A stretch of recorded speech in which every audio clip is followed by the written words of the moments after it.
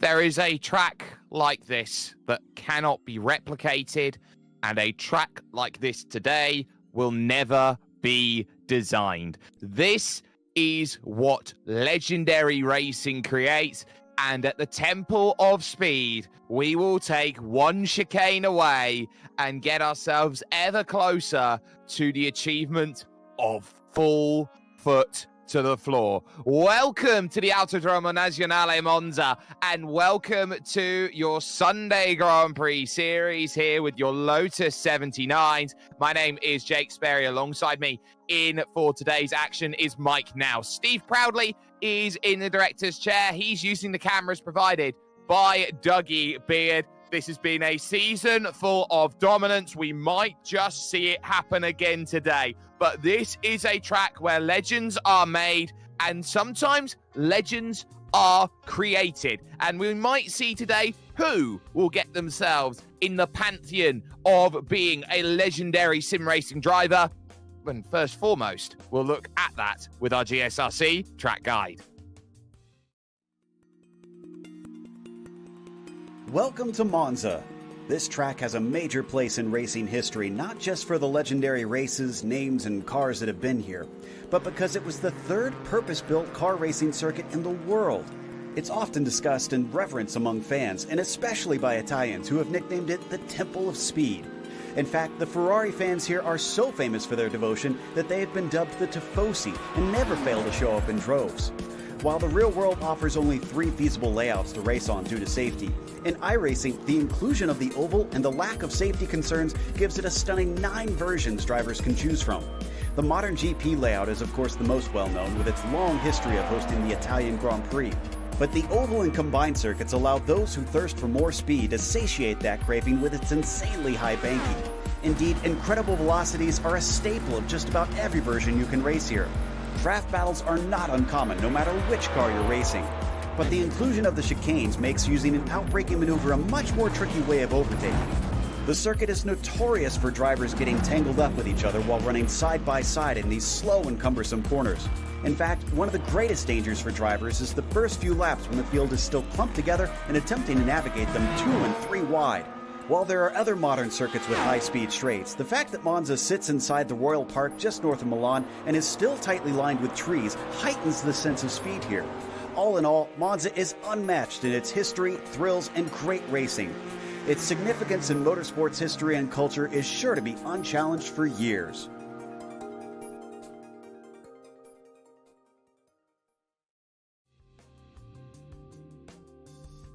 This might just be one of the great laps that you'll get the opportunity to go out there and battle with. And Mike, this is a track which has had so much history, one of the earliest circuits to ever be created. And we find ourselves just 5 miles out from the heartland of northern Italy, the city of Milan. Absolutely. This is just one of the all-time classics, a track founded all the way back in 1922. The current layout that we use from 2020, it's a 3.5-mile circuit or 5.6 kilometers with 9 corners, 3 to the left and 7 to the right. And anybody that hasn't tried this with the first chicane, well, we're going to be flat out for well over 80% of our lap, and we're going to be approaching that rev limiter quite quickly.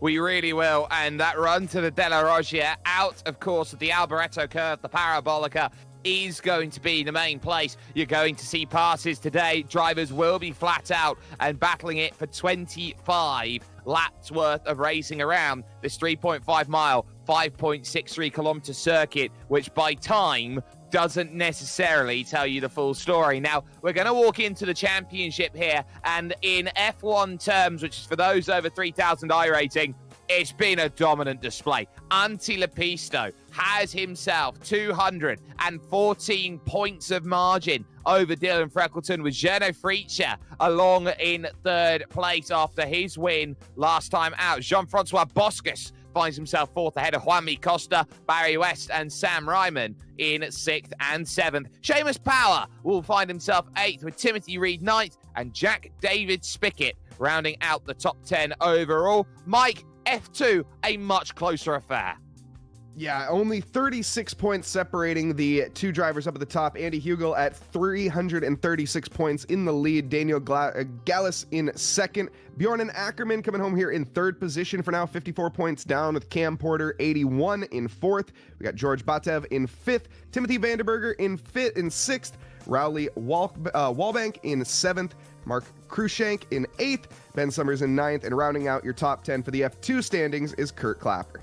Yep, he's certainly looking like he wants to charge forward. But this is round 10 of 12, so we are getting to the pointy end of the season. These 25 laps that they'll deal with, open setup today, meaning that these drivers do have a few things they can tinker with in this brilliant Lotus 79. There are no spare cars available to them, so if they break it early on, they will have to find a way to repair it to keep their races going along. And as this is an iRacing official server, it means that the drive-through penalty limit's at 17 and disqualification finds itself at 25 incidents overall. This is a circuit where qualifying doesn't necessarily play itself into the hands of certain drivers, but track position, Mike, might just be important. Yeah, it seemed with the pace that we've seen throughout this series so far, these drivers have been absolutely on the ball. So qualifying has been, I don't want to say determinative of the order, especially after watching last week the battle between the two titans of Gernot as well as Antti for the race win. Again, anything is up in the air. Anything can happen in racing, and it normally does. But here at the Autodromo Nazionale Monza, overtaking is going to be a lot easier. You have that maximum speed advantage down the normally 1.1 kilometer or 0.7 miles straight. Now it's going to be a little bit longer.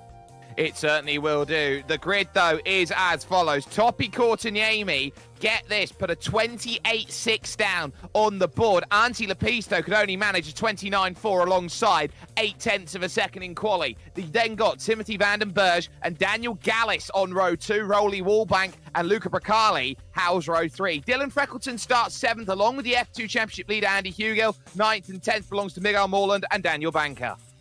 And Samuel Raymond coming home in 11th in row 6 with Jean-Francois Borchus. Apologies on the French pronunciation. Barry West coming home in 13th with Robert Simpkins in 14th. Row 8 belonging here to Seamus Power alongside Ryan Demers, as well as Doug Cloud on 17th. Mitchell Malecki in 18th. We have Cam Porter in 19th. And rounding out your top 20 is Cristo Chanmi.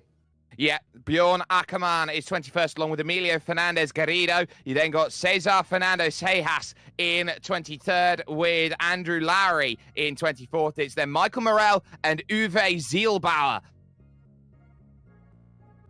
in 26th position. Drivers being Sebastian Brock, Adam Klatschka, and Wolfram Fund being at the 29th here today. Just the one split and the 2 minutes to get themselves gridded up, and they wait for Antti Lepisto, the champion-elect, to get up onto the grid. His dominance has been there for all to see, but Topi Courtaniemi, a former champion in this series, can, on his day, be absolute dynamite, and his qualifying proved it. A lot to look at as well with the F2 Championship, 4th and 8th for Gallus and Hugel. Green flag, though, in the air, and we are underway. Antti Lepisto with a stormer off of the front of the grid. Topi Courtaniemi will immediately look to try and pull back into line. Timothy Vandenberg comfortable in 3rd and side-by-side 4th and 5th, 6th and 7th as they rush past the Variante di Rettifilo, which they will not use today unless they have something seriously go wrong. And through the Piazzano for the first time, a wonderful launch off the start by Antti Lepisto as now they hit the brakes, cold brakes, in towards the Roggia.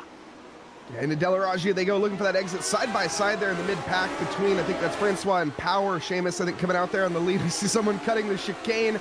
No surprises there. I always like to say the first chicane, which doesn't exist in this case, is where all the drivers take it safe. The second, not so much. Doesn't seem to be the case here. We are clean and green here on lap 1. Yeah, 2 off the road there in the back. That's going to be a little bit troublesome. Bjorn Ackerman is one of them, and Cam Porter is the other. So Cam not getting what he wants on the start, but as they run through the Seraglio and up the hill, look at the middle of the pack and look at how it swarms. Doug Cloud, Emilio Fernandez, Sebastian Brock, Ryan Demers, and Andrew Lowry all there as they scrap through, and there's trouble, big trouble in the middle, and it continues. They go through. It's Daniel Banker who was the catalyst, and Robert Simpkins finds himself out of the race, and so too does Sam Ryman. Oh, that was absolutely huge. Crashing there from P6, it looked like down, and unfortunately, just so many drivers getting caught up in that incident. Carbon fiber being strewn all over, and debris now is going to be littering the raceway, but thankfully, we don't have to worry about that too much as we have a battle here for the lead. Antti Lepisto is going to be sending it here at top speed into Curva Grande.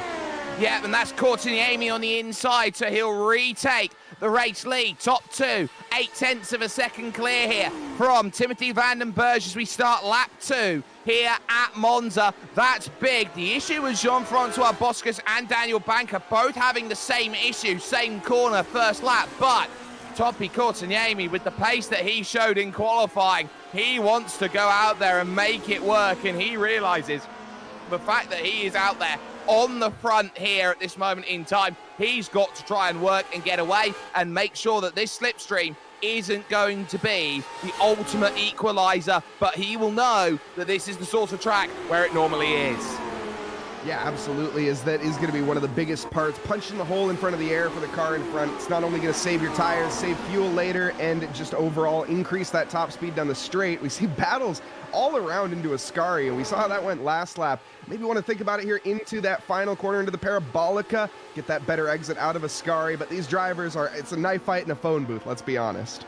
Yeah, it's very close quarters here around this track, and Antti Lepisto will look to try and give chase now with his run along the front stretch. So we've got a number of drivers who are in trouble on the opening laps. Robert Simpkins, Sam Ryman, Daniel Banker was big in terms of his dramas. Jean-Francois Boscus was one, and into the pits went Michael Morel. So that's 5, I would put, here that find themselves in place. Lepisto won't be able to make this move, but we've gone a little bit further back with Miguel Morland and co. in and around the top 10, 20 of Rowley Wallbanks there. But we'll take a look at a GSRC replay.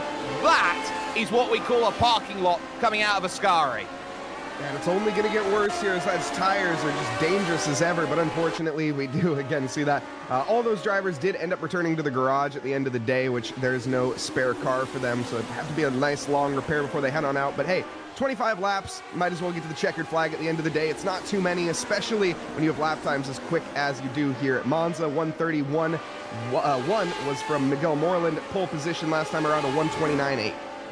Miguel Morland is trying to give chase here. That's the F2 Championship leader, Andy Hugel, who is there in front, and he's got to try and keep Daniel Gallis today in check. Gallis currently in 5th position right now, is finding a lot out there, but Morland there in the beautifully liveried machinery that he's got is now going to try and make that run to the Curva Alboreto, the Parabolica corner, and make sure that that run is there. This is going to be the big key, and look at that, the lion on the front says all you need to know. It's how ferocious does Miguel Morland want to be with his driving, as behind him Power and West might start thinking about side by side. Yeah, Miguel Morland there on the exit had a little bit of a snap of oversteer. Good save there to end up keeping him on the tarmac, but now is just going to have to be using this long start-finish straight, normally about 1.1 kilometers. Well, now, again, a bit more, flat out all the way, just to gain that back up. And now, actually, I think he's going to be coming under pressure from Seamus Power and Barry West behind. Barry here. Barry's going to be going. He certainly will. You're going to have a little bit of a lift there as they went through. West not going to make the move then on Power as they run in through the chicane. So patience is going to have to be personified at this moment in time, realizing that there is still a long, long way to go in this race for the group. Barry West has ever been a driver who has been knocking about on the door for top 10s and trying to find a little bit of pace and out there. He knows his teammates there in front, but look at this guy, Topi Courtney. He is clear by 1.5 seconds. The rubber band snaps between him and Antti Lepisto, and Topi is proving that his pace, it's simply there. He has got something that everyone else hasn't today. Yeah, Toppy belonging on top here clearly, and behind him Anti-Lepisto with absolutely no response at the moment, sort of in a gap of his own. Timothy Vandenberg has not quite found the pace required in order to strike down and catch that second position, as well as Freckleton, who maybe, again, might be one to keep an eye on here at some point. Currently sitting P2 in the F1 drivers standings. Never you can count out Freckleton.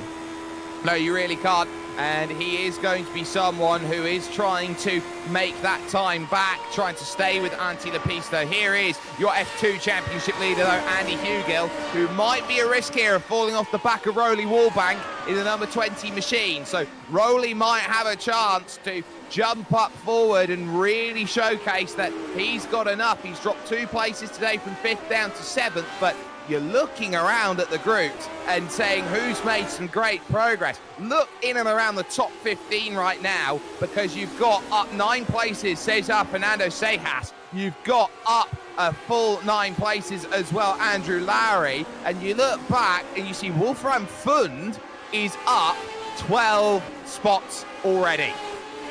Wow, incredible climb thus far, and I'd imagine only more to go as the pace with these cars. These cars, by the way, absolutely brilliant. The British 475 horsepower Lotus 79, founded back in 1978.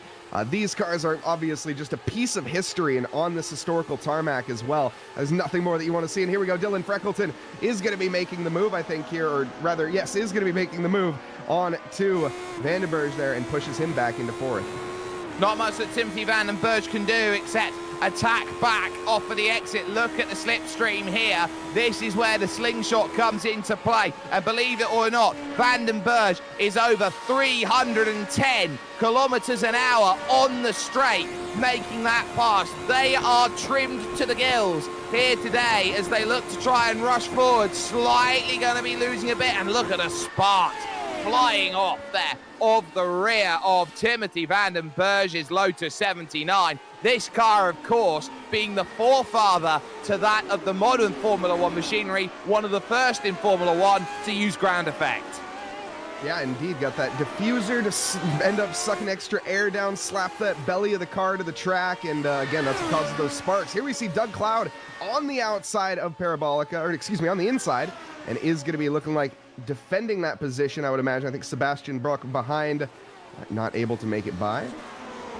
Yep, so that's going a little bit further back. There's Courtiniemi in the gap that does continue to escalate. We did also just see, before it happened, Miguel Morland making the move on Andy Hugill for position. So Hugill now starting to look backwards, because look at that. Seamus Power wants to try and find his way forward. So too does Barry West. And whenever you get overtaken around a power circuit like this, you often get this, I would say, ideology of freight training, meaning that once you lose 1, it's very easy to lose 2, 3, 4, very much like you would at a super speedway like Talladega.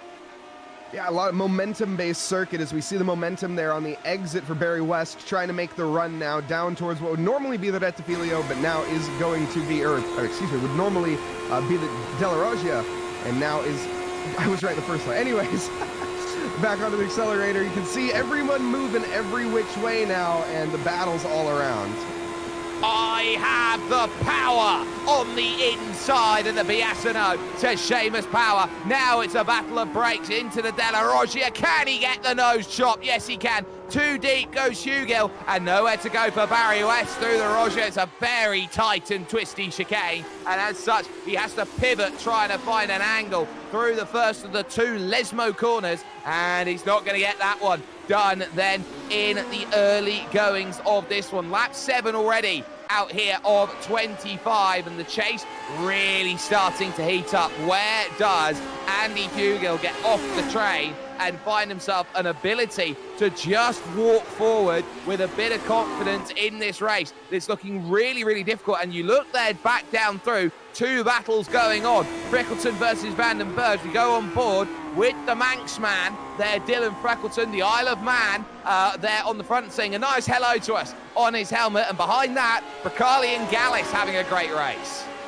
And Dylan Freckleton is about to get a smashing exit here onto the start-finish straight and able to slingshot himself potentially there into third. I'd imagine they're going to keep trading positions. Barry West looking to do the same as he's been bottlenecked at this point. He did actually get by, in fact. We just missed it, but he did get by Andy Hugel, and that is going to be massive. It seems like it's been a bit of a bottleneck right now for Barry. He has the pace, and I say that he's currently getting overtaken once more side by side. He's going to have to hold on for dear life.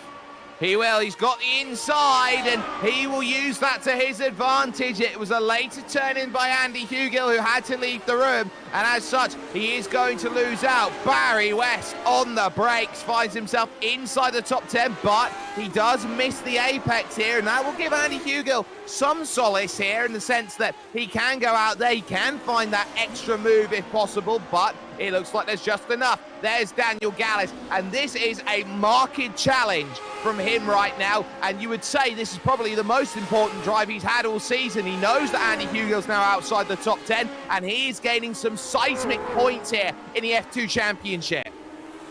Currently chasing down onto Luca Barsili, and in that slipstream, I'd imagine this isn't going to last too long. Again, we say that though, and it seems that it's just been the trading of positions and really almost a working together that we're seeing from these drivers and trying just to negotiate that same piece of real estate on track. Dylan Freckleton here going to be using the slipstream to an immense power.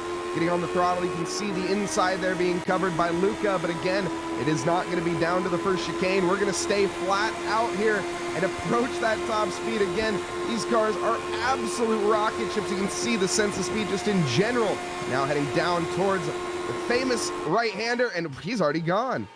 That was Van den Berg lifting out of it. Dylan Freckleton showing that he was braver through that section of track. Gets it perfectly stopped. Nothing there for Van den Berg on the brakes. And as we look further back here to the likes of the lap down, Michael Morel, you've got there Seamus Power and Miguel Morland. Power has done really well to keep back up to where he needs to. And now Doug Cloud, this is for the top 20 here.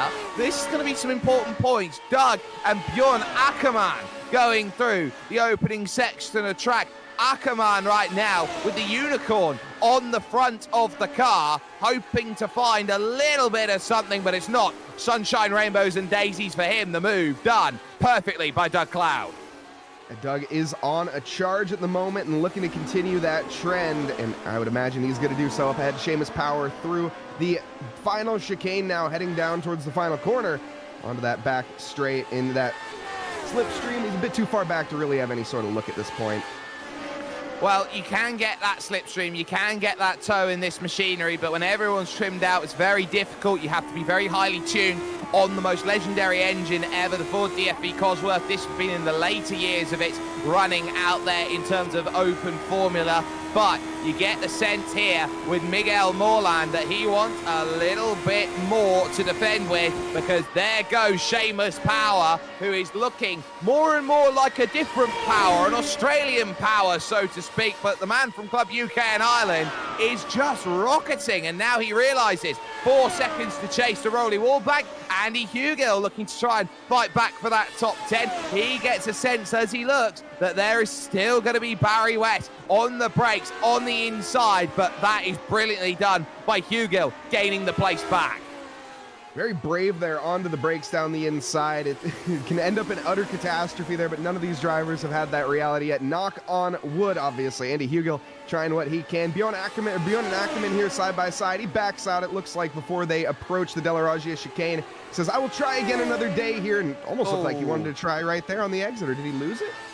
I think he had a mistake, and he's had to abandon as he went through low, tried to cover it and lost it, and went straight on. There's your race leader, Topi Korteniemi, a former champion in this series, and it's not often that you get to say this, but he is making this field look rather average. 1:29.3. This is a time trial for him at the moment. He is 4 seconds clear of a driver nobody can seem to stop in this series.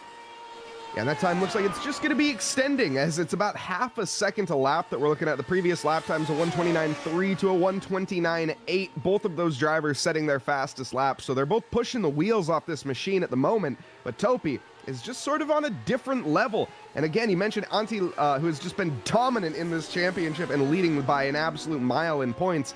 Well, he's certainly not leading by a mile on the track right now. In fact, it seems like it's the opposite.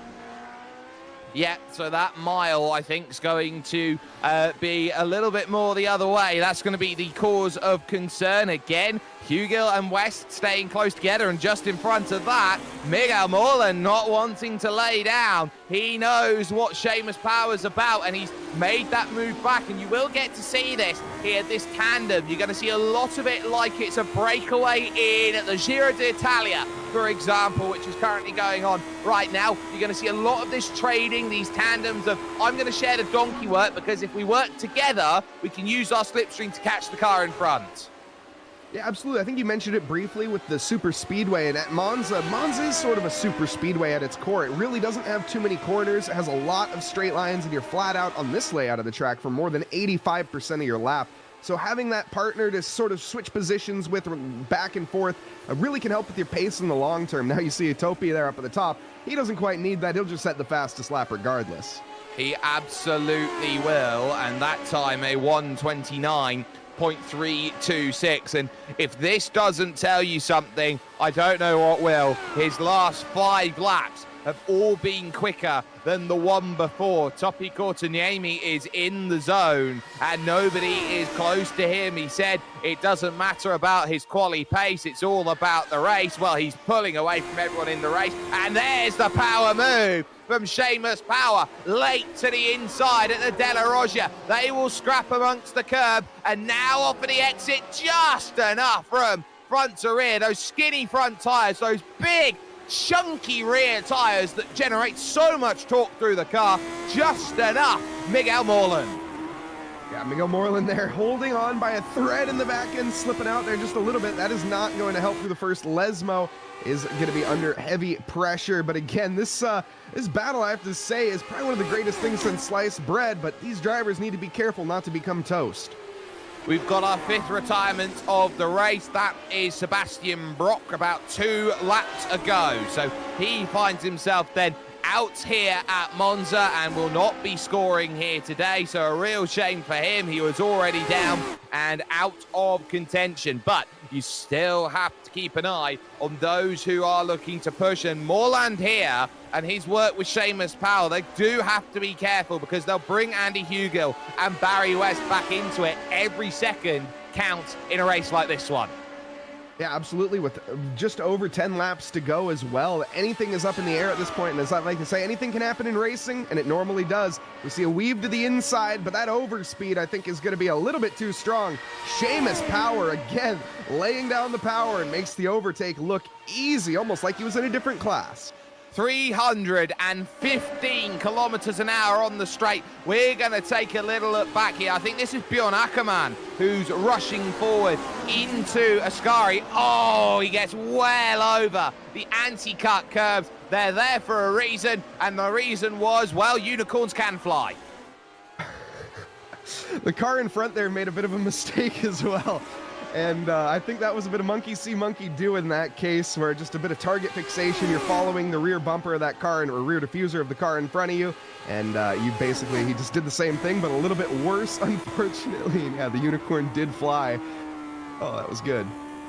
And there is Seamus Power as he now looks behind. It's a little bit spaced out. Bracali and Gallus within 6-7 tenths of a second, continuing to try and claw back to Timothy Vandenberg. Keep an eye on that. But Power sees the lion there behind, and that's a discerned lift from Miguel Moreland, and that, I think, is rather important. That gap, having to build that gap once again, lifting out of it is one realization only, you'd feel, Mike, in the sense that this is the best place to get it done because you've got the Titan Twisties that come along straight after. So if there's any place to make a pass, it's going to be on this straight. But you can see Miguel Moreland, even in the tow, is down 4Ks on the straight. Yeah, this is that result of the non-open setup. It seems that Seamus Power has just got something a little bit more right than Miguel Moreland setup-wise. But hey, at the end of the day, the driver ability is going to be, again, the difference.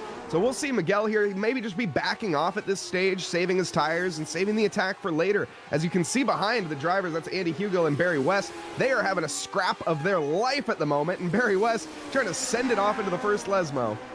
Yep, he had a chance, but didn't want to commit to it. It's very difficult, quite a closed corner is the first of the two Lesmos, then down at the far end of this circuit, but that there for Barry West senses an opportunity, and as well, top 15, the recovery of Cam Porter. Remember, he was off the road in the opening laps of the race. He's now got Cesar Fernando Sejas just behind, looking for a move, and then the classic colours for Adam Klatschka, who did not get a time in qualifying, but is up 14 spaces here to 14th.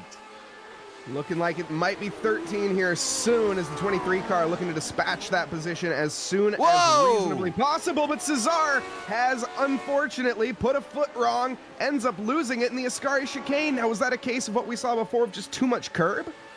It definitely looked like it. He was aggressive in. He did catch the anti-cut curbs on the inside, and round he went. Moreland again looking for a way through past Seamus Power, but again not being able to find it in this 8th place battle that we've currently got asphyxiated on at this moment. So there's still chances, but keep in mind, Daniel Gallis, if he can get a top 5 today, I think that might be really crucial in his work that he's doing, keeping honest Luca Bracali and co. And it looks like there's issues as well for Ryan Demers, who might be out of this race too. So Ryan Demers has run into troubles around Ascari and says contact almost there, coming out of the second Lesmo.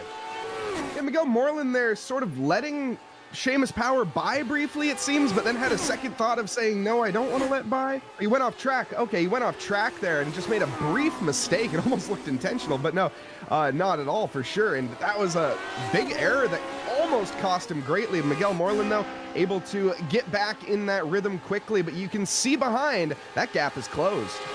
Yeah, that was a mistake for the first Lesmo, which opened up the door for the second, and because they're tripping over each other, yes, straight back in now goes Andy Hugill, straight back in goes Barry West, and this is what happens when you start fighting amongst each other. Opportunities will befall out there. We'll take another look. That's the push off the road, and there we go through. There was also another huge incident out there with Ryan Demers, who got a massive time of air as he went through the Ascari chicane about a lap or so ago, and they're going to continue at it around the outside. Seamus Power with all the confidence of, I've got a little bit more top speed than you, and lest we forget, 4th, 5th and 6th will have to cut to at some point because Vandenberg is being reeled in.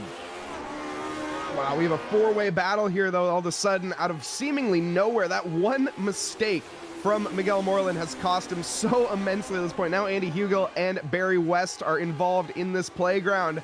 And currently, Seamus Power, well, he has all the power to control this fight. He just needs to not make a mistake that we saw previously. And also, I just want to give a little credit where credit's due. What a save from Miguel Moreland last lap, because that was such an easy one to bin it into the wall. Hugill staying close, wants to get there. Doug Cloud also continuing on his race, but there is now 3rd place, Antti Lepisto. A mistake from Antti Lepisto. Oh, sacrilege, if ever there was one. He went straight on over the chicane at Ascari, and suddenly Dylan Freckleton's through, but only for a briefest of moments, a couple corners. Antti finds his way back through again. Said at the beginning, never count out Dylan Freckleton, and this is why. You can see he is a fighter to the very end. He's going to keep it flat side by side the entire time as they head down to the first chicane in this layout, looking for the braking marker. Antti Lepisto is going to be forced out there, and Freckleton holds the position. Incredible job there. Brave driving by Dylan Freckleton, and you look behind that as well, as we'll take the replay. Vandenberg, Bracali and Gallis is there. That's the pass that went through, the mistake we just missed. So that there for Antti Lepisto was him making a mistake at Ascari. So that was where it all went wrong. He just caught the curb again on the inside. We'll say it until the cows come home. Mistakes at Ascari are there, and they will catch drivers out. And because this is such a long run that they've got through, and you've got so much high speed, you are exacerbated every time you knock a little bit of air under the car because it just hooks a little bit more with ground effect. Yeah, and also you'd mentioned there before the curbs on the inside. There are big old sausage curbs that will send you flying with enough midair time to be served wine if you're not too careful. And we've seen, unfortunately, a few drivers with that reality. And at the end of the day, it's just avoiding that, keeping it between the mayo and the mustard, and trying to get the best exit possible. And one thing that I'm noticing, every single lap, Topi, our leader, has been setting a new fastest lap. He's into the 129.1s now. I think we're going to be in the 28 soon enough, but here we go. Antti Lepisto is sick of being in P3 and looking for the move onto second here in the drag race around the first corner, looking for it into the second chicane now through to Delaraggi. I think this is going to be signed, sealed, and delivered. Although we've seen the fight from Dylan Freckleton, Lions on the livery before, not this time, and Antti Lepisto does take second place back, but Dylan Freckleton into the first Lesmo, he thinks about it, is a little too far back. It was just that, I thought, while that has all been happening, Seamus Power had a spin at the second of the Ascari triples. That's why he's now back down in 11th place as this group continues on still. Right now for what is 8th, 9th and 10th, Morland, Hugill, and as well Barry West, who has jumped to the front of the train, getting by both of them. So wonderfully done. Andy Hugill can't necessarily catch a break, and just a few seconds off of Antti Lepisto. Still it's Timothy Vandenberg being reeled in by Gallus and also Bracali. Bracali, the middle of that group. But Freckleton is not giving this one up, and I think he's got a slight advantage in a straight line. Yeah, we've seen the top speed there be in the favor, but it's really, at this point, in my opinion, about patience, not going for it too early. We've seen what can happen when you start pushing and battling back and forth. You lose that time. You end up in a three-way battle that you don't want to have. Behind that, obviously, Andy Hugill, I got to say, he has a lot of work ahead of him with those two teammates working together between Barry West and Miguel Moreland. Yeah, he certainly does back there, but Dylan Freckleton giving chase 305 Ks through the Biasino, and knowing that he's got to be uber aggressive if he wants to find the pass on Antti Lepisto. He's not necessarily getting what he wants out of it, and he's going to have to play the patience card if he wants to try and win this second place away from him, so to speak, on lap 19 here out of 25. In this race, there have been some changes for position. Miguel Morland has lost out to Andy Hugill, but it's not been plain sailing to find the pass because he's effectively been held up as Andy Hugill, and he's almost lost contact now with Barry West. Yeah, very unfortunate there, and hopefully they can manage to find each other and work together. Here's Cam Porter on the chase, has been making up loads of positions now, looking at Adam Klatska in P14, and in that slipstream here, we'll see it. We've seen that GSRC car before, the beautiful livery on it, and looking for it now into the Parabolica for the setup into the first corner, I suppose, not chicane.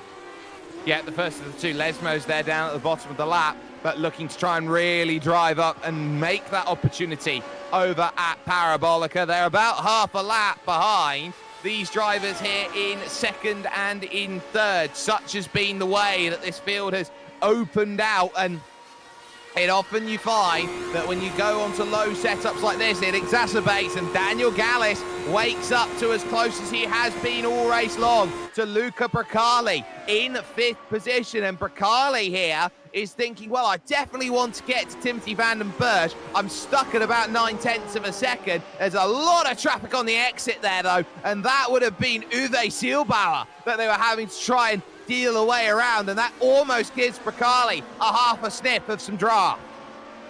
Yeah, that would have been a little bit helpful as well there for Gales, as they potentially picked up a bit of impeding on the car in front. But the one thing that I'm wondering, Jake, is at the end of this race, as we're approaching lap 25, do you want to be ahead of the driver that you are battling when you come onto that final lap? Or is it sort of like NASCAR, you mentioned it earlier, like the super speedways, where you maybe want to be in that second, third position to try to capitalize on an opportunity?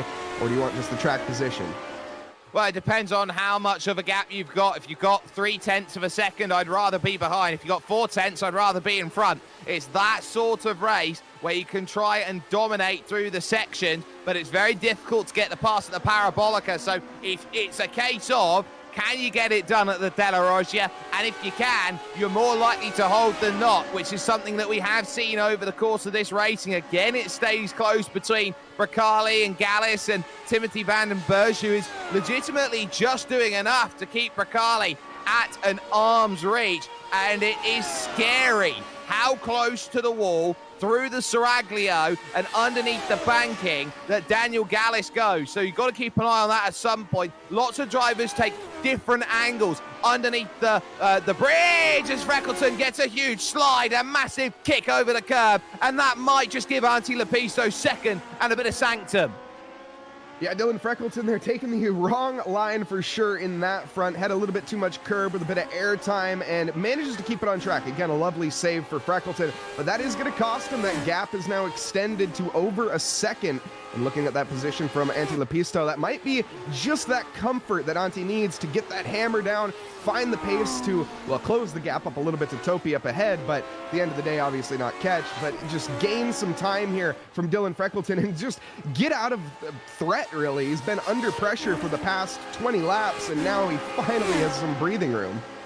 Yeah, there's the gap, and you get the sense 1 second it can be clawed back, but Dylan Freckleton's got a lot of work to do to pull 1 second back in at this stage. So you really are waking up to the fact that everyone is searching about, and Topi puts another fastest lap down, 1:28.7. He is launching himself away. We focus on 15th and 14th. Adam Klatschka. You've got Cam Porter desperate to try and get through. Gain another one on his recovery. He's up 4. Klatschka is up 14, having a sensational drive in this race. Adam Klatschka, car 21. Yeah, Klatschka here looking strong on the defense as well, it's to be said. Cam Porter really hasn't had a single opportunity that we've seen to make an overtake happen, and he's stuck kind of just behind that 1 second, a little over a second window, and not making up the ground that he wants. This is our race leader, Topi Kortenemi. Again, apologies. Currently, last lap again, a 1:28.7. There is not a single driver in the 1:28s, barring Topi. Oh, it's been a mistake for Luca Bracali. He's dropped the place now, and he's fallen back into 6th. It was through the first Lesmo corner where he had a massive wiggle in, had to escape across the kitty litter, and he'll feel a little bit sheepish at the way he's lost out that place. Daniel Gallis now has his top 5. Crucial when you consider that Andy Hugill is trying desperately to close up in for 8th place. Yeah, it's going to be very tricky for Daniel to make any more ground up. He'll be smiling at that mistake with the easiest overtake he's ever been gifted in his life. Now, a little bit of a replay here. We're going to be seeing that into the Lesmos here, already a bit loose, and that is what can happen. Again, a lovely save, to be fair. It could have been so much worse, as the barrier is never far away there for Luca. But again, keeps it just in the kitty litter and rejoins the track fairly safely. Yep, so he has definitely been able to return back onto circuit, and his chase still on. But what tenacity, as again he gets very loose to Dylan Freckleton. Just about to say he's done well to close the gap to half a second, and he gives half a second straight back again. Yeah, I was going to say Dylan Freckleton needs to maybe dial it back here, and it seems he's overdriving that 78. But at the end of the day, telling a racing driver to slow down is sometimes a futile effort. And I would imagine Dylan Freckleton, he has one objective in his mind right now, and that's P2 over Antti Lepisto. Antti Lepisto would just want to get out here of this race. He'd like no more challenges here today. He has driven a very nice race with just the one mistake to go through, but nobody has been able to stop the Pikes from Beach sim racing driver there of Topi Korteniemi, who leads with a 13-second margin at least at the front, and another fastest lap, a 28.6. Now he's putting through, burning off the fuel with 2 laps to go, and showing absolutely everybody in this field that if he decided to want to race, Antti Lepisto's dominance would just be a footnote for second. Yeah, I think they accidentally gave Topi the wrong car. They accidentally put him in an ICBM, a ballistic missile. He is flying at the moment. It's incredible. 13 seconds over Lepisto. And again, Lepisto is wait, did we just have a disconnect? Was that Klatschka having troubles? Was that no, never mind. That's the timing. Klatschka spun it. So Adam Klatschka from 14th place has just spun, and he's gone way over the curbs, and that's Cam Porter then flying by around, and Klatschka then will lose out. That's Christo Chinmay then who's looking behind right now at Emilio Fernandez trying to make that pass, so he'll just about get it as we turn away at the wrong time. This is Klatschka's spin. Again, the curb strike. Wow, that is the tried and true and mistake that we've seen before, and you saw that GSRC car aiming for the back there. Very smart movement. Always aim for the rear of the car. Well, general rule of thumb is, and sometimes it doesn't always work out, but they're able to get on the brakes in time and just a very light spin, but those positions dropped nonetheless. And here we have Cristo, who I think did get overtaken on the previous straight. We unfortunately missed it. Emilio did get by. Yeah, Emilio Fernandez jumping through, but the last lap of this race will start for Topi Korteniemi, who leads by 14.5 seconds. It's 13.8 at the line. Antti Lepisto has had no answer for him, nor has Dylan Freckleton and co. It has been a day to remember for the Finn, a day in which he qualified 0.8 of a second quicker than anybody else in qualifying, and on a track where it is pretty much a fixed formula that you will stay within 1 second. He has got 13 of them at this moment as he will climb through the Serraglia under the old banking of the circuit and up into the Alberto Ascari chicane, the two-time Formula One world champion of 1951 and 1952. Going slightly onto the junior circuit, he now takes the penultimate straight and leads to the curve at Alboreto, known as the Parabolica. Quite simply put, you can't even see him at Ascari. Such is the gap over Antti Lepisto. Topi Korteniemi has left them in the dark at the Temple of Speed. Simply unmatchable. And to boot a 28.7, so just to flex on the field, why not? Antti Lepisto and Dylan Freckleton coming around the parabolic and now to finish their race off. They were stuck in a war of their own, not even considering for first place. Here side by side, Bjorn Ackerman down to the outside now, and I think he just got overtaken by Doug Cloud. Doug has been absolutely phenomenal in this race, but I don't think it's over for him. I really don't think it is either, and you got that sense that these drivers, if they want places, they're going to try and get them as quickly as they can, and Ackerman realizes that he might have a half a chance here. They won't have the drag reduction system available. It didn't exist back in the days of the Lotus 79, but underneath the banking, and now searching for it. Where's your marker?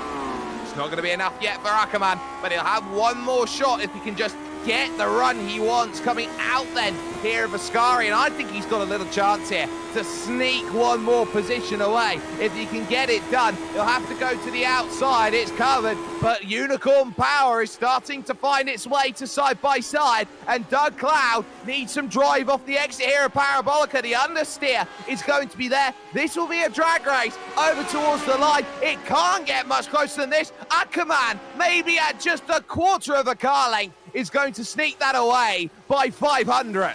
It at the end of the day. My goodness, here's going to be, or not a replay, but yeah, what a finish there at the end. Almost photo finish. Almost a photo finish. We're going to step aside for one moment here on the Global Sim Racing Channel. Post-race comes to you after this.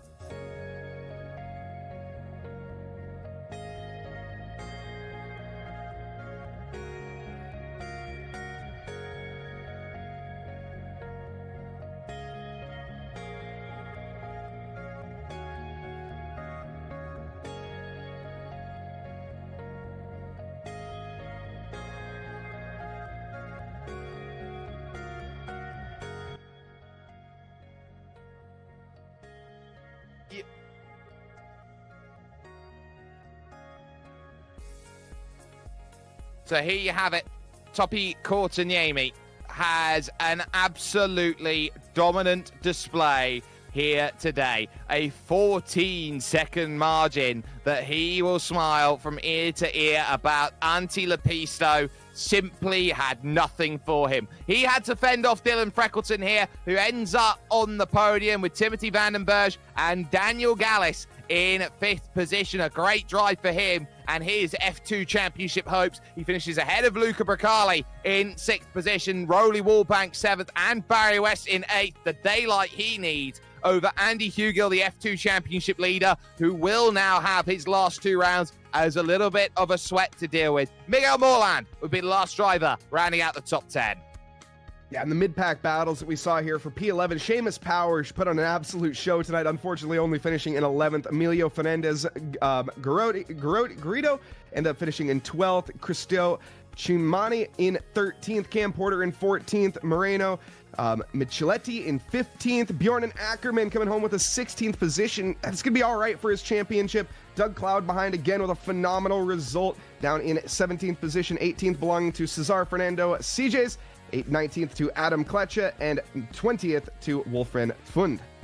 Uwe Zielbauer would be one of the first drivers a lap down, and so too 2 laps would be Michael Morel. Everyone else is a retirement. Ryan Demers, Andrew Lowry, Sebastian Brock, Jean-Francois Boscus, Daniel Banker, and it's a big for those 4, Sam Ryman and Robert Simpkins, all out after Ascari, heading over towards the Curva Alboreto, the Parabolica, out there overall. We are going to have the chance to speak with a couple of drivers, and no better driver to talk to than Topi Courtiniemi, who's here with us right now.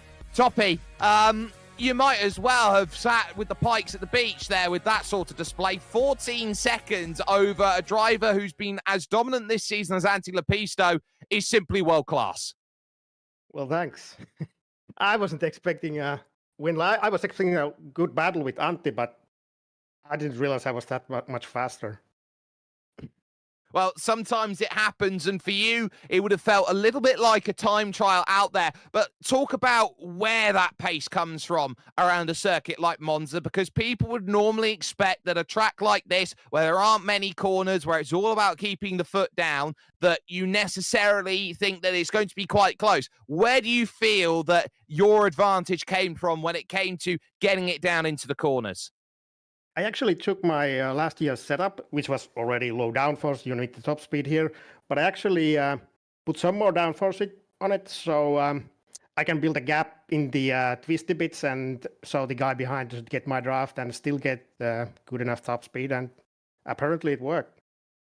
Well, it worked for you, and hopefully we'll get an opportunity to see you, if not very soon, but then next season might be an option. There is Mazzana and there is Watkins Glen coming up. Have you got the itch to come back and race those 2? I got a little itch, but summer is coming and it's keeping me quite busy, so I might pop in a couple of times, maybe. We'll see. Well, we'd definitely love to see you racing, because, my word, do you have the pace. Topi, it's a P1 finish. Anybody you'd like to thank? You guys for the broadcast, and of course the team and the fellow competitors, especially the lappers. I was expecting it to be a little more hairy without the race splitting, but I appreciate the guys just letting me pass, so nothing bad could happen. So thanks to them too. Well, not a problem at all. Topi Courtiniemi there joining us. A simply marvellous display of driving his victory as he took the victory by 14 seconds. 3rd position here today was Dylan Freckleton. He's found Mike Naus. Yeah, Dylan, how's it going? P3 for the number 3, but that isn't the whole story, that's for sure. I got to say, first off, stellar job, but your battles there with Antti Lepisto, my goodness, kept us on the edge of our seats. Yeah, that was a lot of fun. It's the first time I've actually been quick enough to actually race with Antti, so that was nice. Obviously, he still had a little bit more pace on me. So obviously, yeah, I think he deserved to finish ahead, but I was really happy with my pace and the fact that I got a clean race in. I got to do some quite fun battles as well. Yeah, you managed to hold that P2 for a decent amount of time. Obviously, Antti, I think a couple mistakes may have led to that, and then you had that 4-way battle momentarily, which I would imagine put a bit of a scare on you for a bit, but at the end of the day, you managed to finish with a pretty decent gap and 0.2 slower than a fastest lap than Antti. At the end of the day, nothing to shake a stick at, I would say. Yeah, like I say, really happy with that. I think I've always generally gone worse on low downforce tracks, so to be as close to kind of the front running pace as I was today, I think that's really positive. I'm really happy. That kind of shows that I'm making progress kind of in the pace on all tracks rather than it just being a few ones that I happen to be good at. So that's kind of really nice for me. Yeah, and speaking of, obviously, we just had briefly mentioned there Watkins Glen as well as a few other tracks in the future. How are you thinking about those? Yeah, looking forward to it. I think we've got Misano, which will be interesting because I did an IMSA vintage race when that was there, I think a week or two ago, and I lasted about a lap. So hopefully that goes better. But yeah, I think that one will be interesting. Watkins Glen's always fun. So yeah, I think it'll be a fun couple of tracks to end the season. Excellent. Always up from there. Now, before we move on, Dylan, is there anyone you'd like to thank for your P3 here tonight? Just you guys at JSRC and all the Lotus 79 drivers. It's a great community. Excellent. That's going to be Dylan Freckleton, everybody. Your P3 finisher for the number 3. And good luck in your next ones, Dylan. Thank you very much.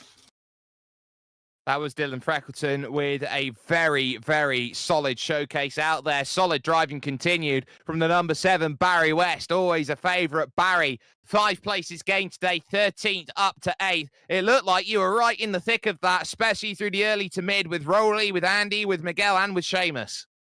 Yeah, that was great fun. It was a most enjoyable race. I mean, the hardest 5 places I've ever made, I think. But yeah, it was good teamwork. I think my teammate Miguel, he got damaged. I think somebody tapped him, and he was a bit slow on the straight. So good job we were talking on the way in when I got the run on Andy.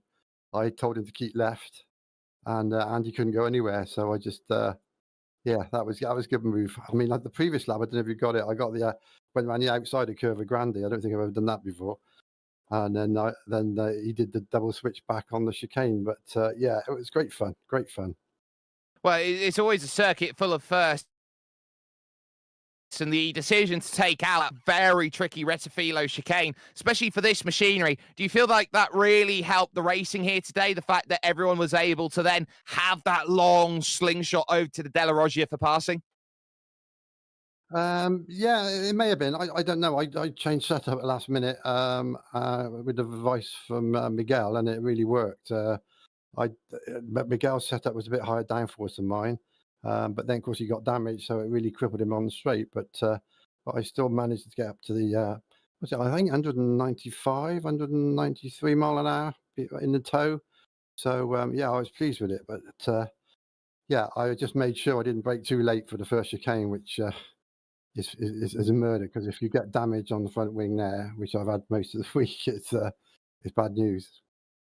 From the Apennines here around Milan down to the Adriatic for the next round, it's Misano 1 week from today. So how are you feeling about the World Circuit Marco Simoncelli? It's not often that we see that one race. It's one of the newer circuits out there. How are you feeling about racing it?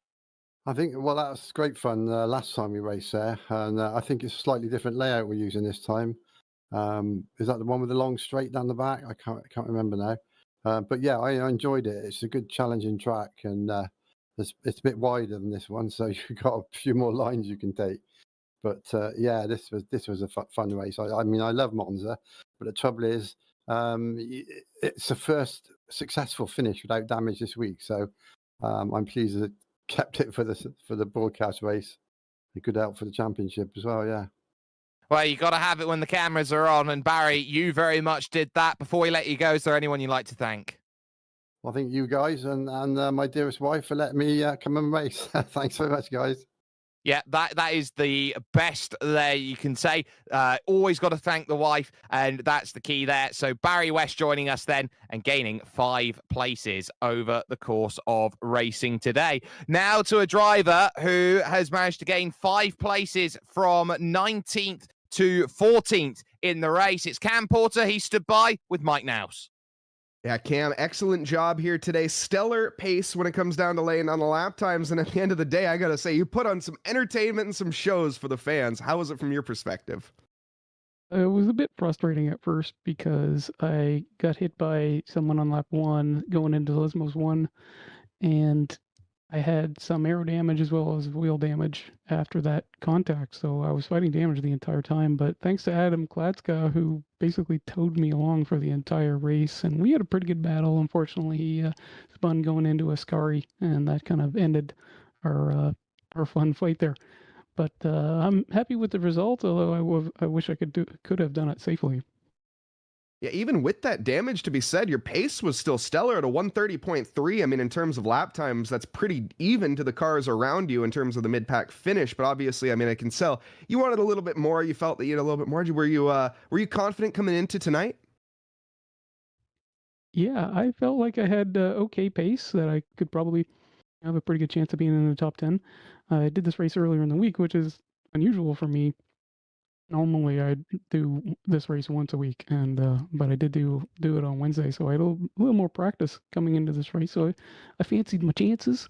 Unfortunately, just I had some bad luck today, but I had a fun race regardless. Yeah, racing, obviously, not everyone can come out with a flawless car, but again, at the end of the day, excellent finish. Now, looking on towards the next weeks, obviously we have Misano as well as Watkins Glen coming up. How are you feeling in terms of those tracks? Oh, I like both of those tracks. Just recently did Misano in a different series, so I feel like it's reasonably fresh in my mind. So I feel like I should have a good time there, I hope, as long as I can stay out of trouble. Fair enough. Now, Cam, before we move on, is there anybody that we'd like to thank for tonight? Obviously, P14 finish, again, not the happiest result, but and I want to say it's a great result considering the circumstances. So is there anyone you'd like to thank? I just want to give a shout out to my Nürburgring 24 team that put on a pretty good show within the last 24 hours. And we brought the car from 14th to 6th and had a clean race. And yeah, a great result for the team. Excellent. Awesome. Cam Porter, everybody, and good luck in your next one's P14 finish here tonight for the number 15 machinery. A wonderful display then of driving up and down the order, but that will bring the curtains down here from Monza, a legendary circuit with a legendary driver in terms of the Lotus 79 community picking up the spoils here today. Want to give a massive thanks to the team who's got it done today, from Mike, from Steve, and from Dougie. You can catch all of the equipment used here today that has got it over to you. This wonderful, wonderful show, including the music by June Lalonde. You can catch her stuff on Bandcamp. Give it a listen. It's going to be worth your time. You, of course, can find all of the events going across your screen on what is coming up next. And you can catch us on our socials, Twitter-X, on Facebook and on Instagram. You can go to our website or our gsrc.storeenvy.com link, which will get you to our merchandise. When we're with you with the Lotus 79s once again, we will be at Misano for the 11th round of the championship. You definitely want to get that one sorted, so put that in your calendar. That will be a whole heap of fun. But until next time, ladies and gentlemen, with Courtney Yamey proving that he is class when he gets the time to race, he is someone that everyone aspires to be as quick as. Until next time, race clean, race hard, and we will see you at Misano.